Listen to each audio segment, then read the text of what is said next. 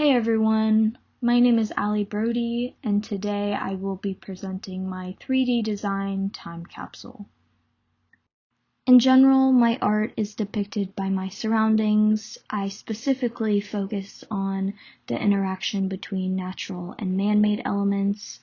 I have a few examples shown here where you can see how I highlight this particular distinction. For my first project, I referenced this 1997 ceramic teapot and created a wire sculpture out of it. I sketched the shape, took down the dimensions, and found that I needed to scale up by a factor 4 to make my longest side 18 inches. This project was interesting because I was using an unfamiliar medium, rebar tie wire, and I had to learn new processes like constructing jigs for the body of my teapot and learning how to twist wire together with a drill. And here you can see those processes being executed in my in-progress photos. And here are the photos of my completed wire teapot. This next project was on a larger scale, and the piece was made out of cardboard. This was my original sketch. I did go through some trial and error.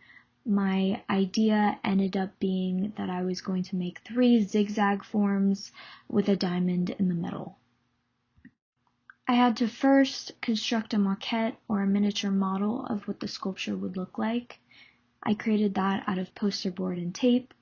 And then for cutting the shapes out of cardboard, I found that making templates and then tracing them on the cardboard gave me the most accurate dimensions.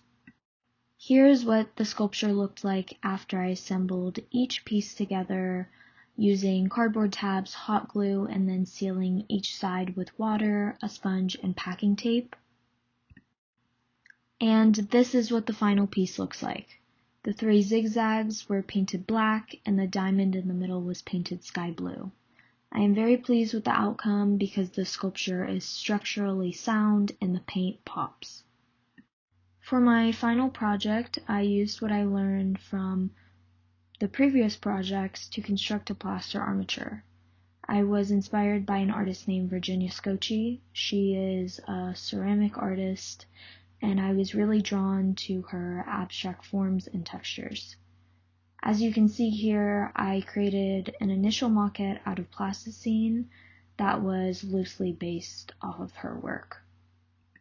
Scaling up, I knew my longest side would measure 26 inches or a little over 2 feet. Throughout this project, I used familiar tools like pliers and a drill, but I also had to work with unfamiliar materials like a staple gun, a circular saw, and molding plaster. I wanted a base for support and for aesthetics, so I created a wood base and screwed rubber pipe into it to create an arch. I then covered that with chicken wire and drilled into the pipe to add the styrofoam shapes, which would create 3 humps of increasing size. So here you can see the progression of my plaster project.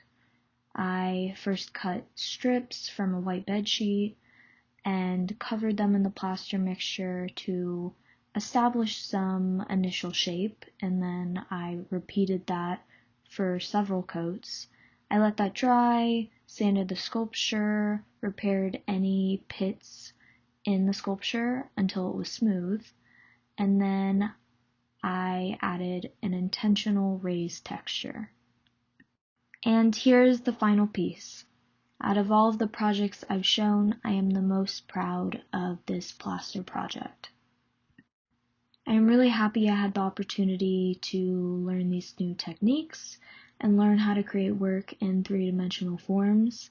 I definitely feel more confident and comfortable, and I see myself continuing these techniques in the future. Thank you so much, Professor Lance, for your assistance and instruction during this time. And thank you so much to everyone for watching. Bye.